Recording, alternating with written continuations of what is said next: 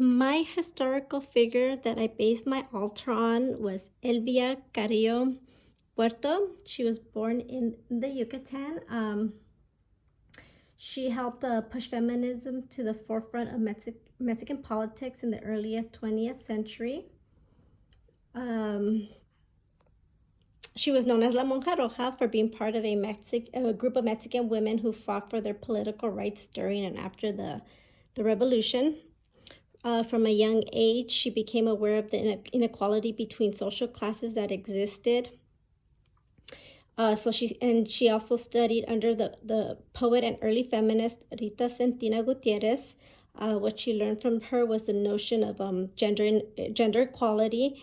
And in 1912, she founded the first women's peasant organization with the aim that female heads of families were guaranteed the same rights as the men, in the distribution of land. In 1919, Elvia founded a feminist league, and she named it after her mentor and teacher, Liga Rita Cintina Gutierrez, that focused on promoting women's rights and provided family planning programs that legalized birth control. It was one of the first in the Western Hemisphere.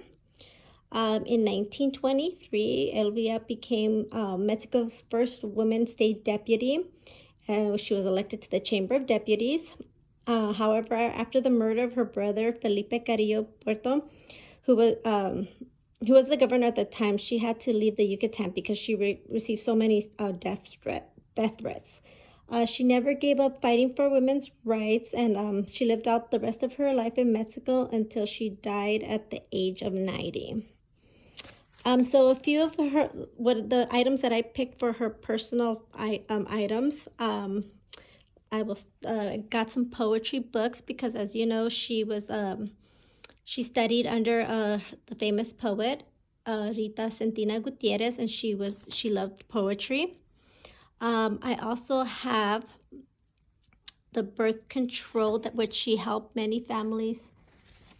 She helped many families who were low income get, because she believed that she was a strong supporter of birth control and believed that large families were a barrier to a better life.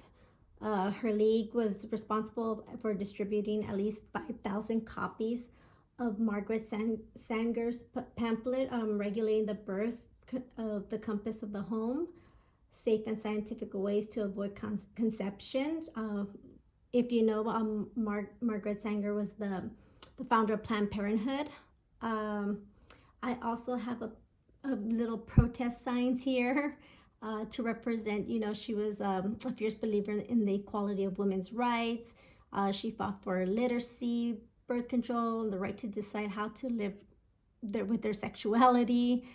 Let's see. Next, I have a little picture of the women in southeastern Mexico, where she organized Mayan women into leagues and, preparing them for civic responsibilities and getting them involved in the community.